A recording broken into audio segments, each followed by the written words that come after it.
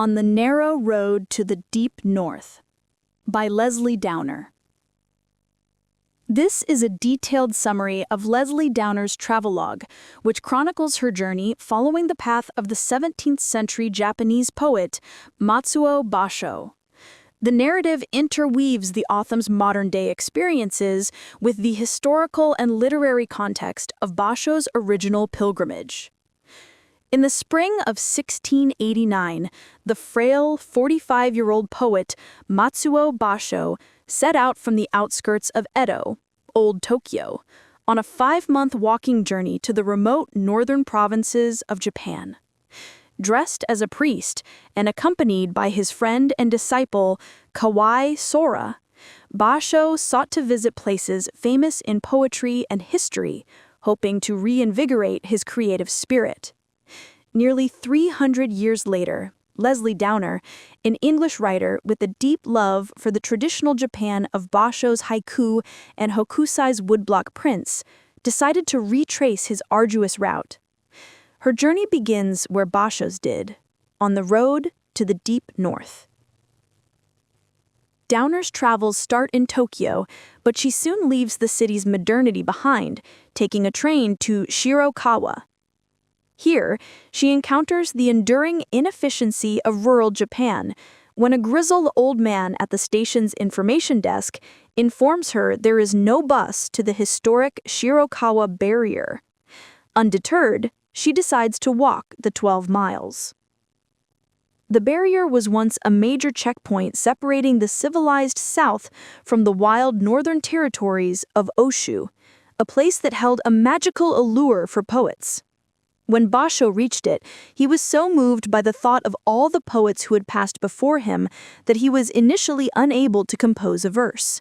Downer finds little more than a ditch, a neglected temple, and a carved stone pillar, a testament to how quickly the past vanishes in Japan.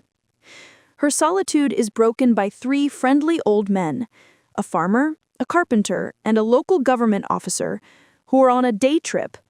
They are astonished to meet a foreigner and eagerly take photographs with her before giving her a lift back to the station. Continuing north, Downer passes through the concrete sprawl of Koriyama and Fukushima, cities that have buried the marshy landscapes where Basho once searched for the mythical Katsumi iris. In Fukushima, she stays in a simple inn where the innkeeper, a man with hair cut flat like a hedgerow, is initially perturbed by having a foreign guest who prefers a traditional room. Downer then seeks out the path Basho took to the Shinobu dyeing stone, a massive rock once used to print patterns on silk. At the site, she meets a warm, gold-toothed woman who acts as a guide, recounting the tragic legend of a minister and a farmer's daughter associated with the stone. This guide, who once dreamed of being an architect, helps Downer find her way toward her next stop, Ioji Temple. The walk to Ioji is a long and confusing trek through industrial suburbs and across busy highways. This journey mirrors the one taken by Basho and Sora, who also had to ask for directions repeatedly to find the temple, the resting place for the tombs of the heroic Sato lords. These lords were loyal retainers of Minamoto Yoshitsune, the brilliant 12th century general who, with his giant companion, the warrior monk Benki, is a legendary figure in Japanese history. At Ioji, Downer is shown a great wooden satchel that's said to have belonged to Benki. The sight of this relic connects her to the mythic past that so inspired Basho, who, upon visiting the temple, imagined Yoshitsune's great sword and Benki's satchel being brought out to celebrate the Boys' Festival. Downer's journey continues to Sendai, where she meets a cynical journalist who dismisses her quest for Basho's Japan, claiming it has been commercialized by a Basho boom. Undiscouraged, Downer visits Taga Castle, the site of the Subo Stone, an ancient monument that so moved Basho with its 1,000-year endurance that he wept for joy.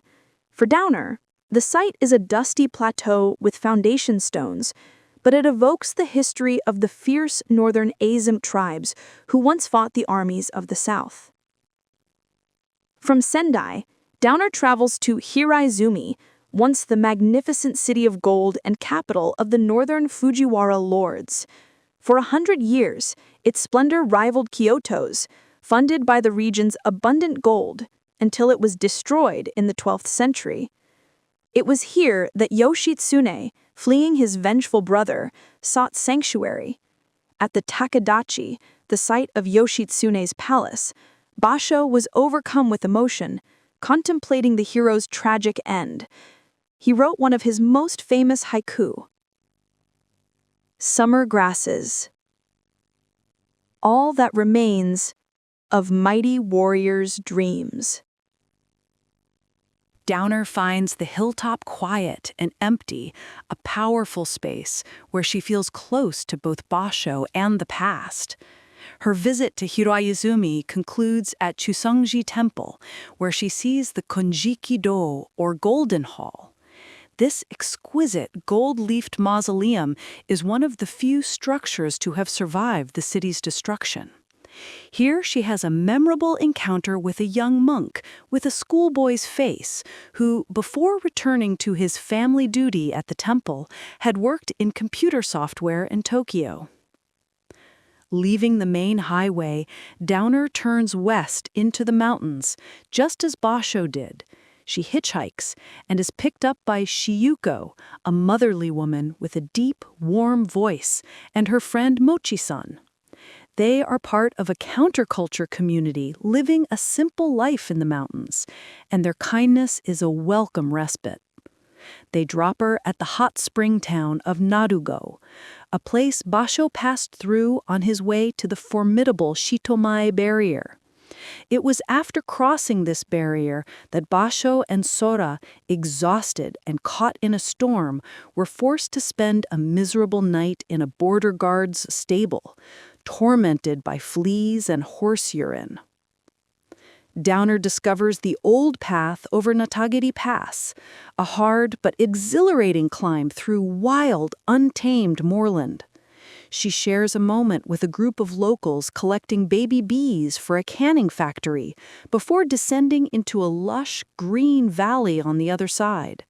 This is the country of Dewa. She arrives in the town of Obanazawa, where Basho and Sora rested for 11 days with their friend and patron, the wealthy merchant Seifu-san. Here she finds a living echo of Basho's world. She meets a group of local poets and scholars, including the charismatic Nagatsu-sensei and the gentle confectioner Kawashima-san, who invite her into their circle.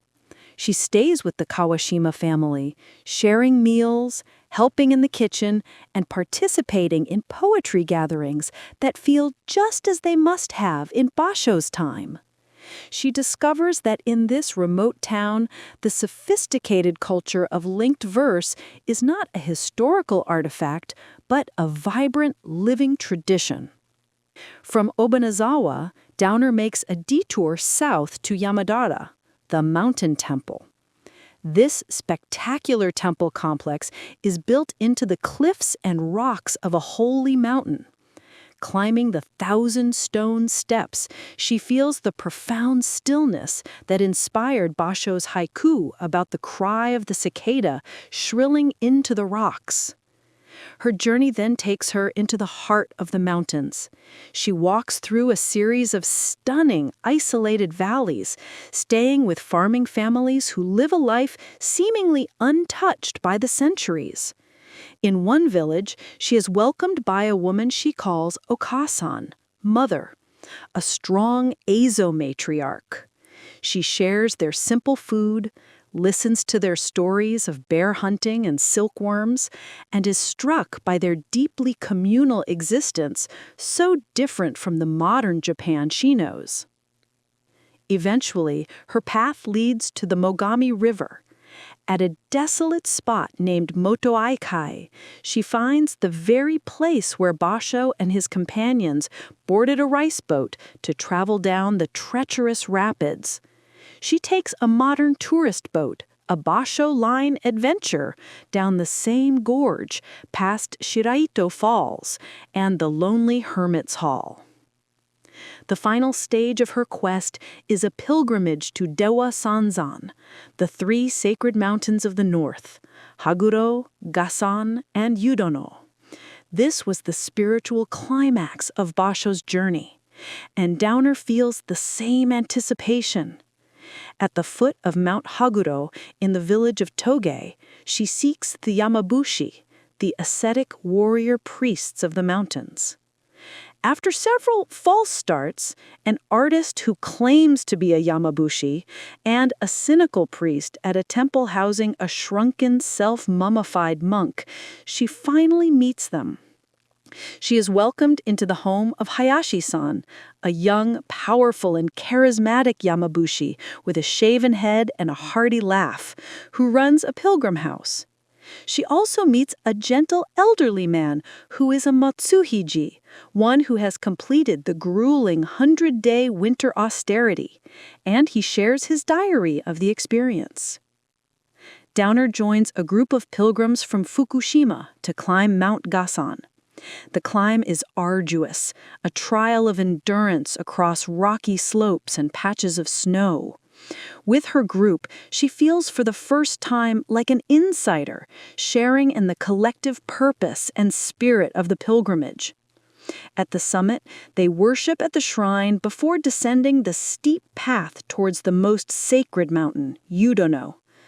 Basho himself was so awed by the mysteries of Yudono that he wrote he could not describe what he saw. Respecting this tradition, Downer too ends her description at the entrance to the inner shrine, writing, "And here I too stop my brush." Her journey, like Basho's, continues down the Japan Sea coast. The wildness of the north gives way to industrial towns and a landscape scarred by modernity. A conversation with a well-educated man in the city of Sanjo reveals the cultural gap that still exists. He insists that as a foreigner she cannot truly understand Basho. Her travels end at a small temple by the sea on the Tsuruga Peninsula, a place Basho visited to see the colored shells on the beach. Here, in the quiet temple, surrounded by the sound of swallows and the lapping waves, she reflects on her journey and writes a final haiku. The book closes by recalling Basho's own end. After returning from the north, he set out on one last journey.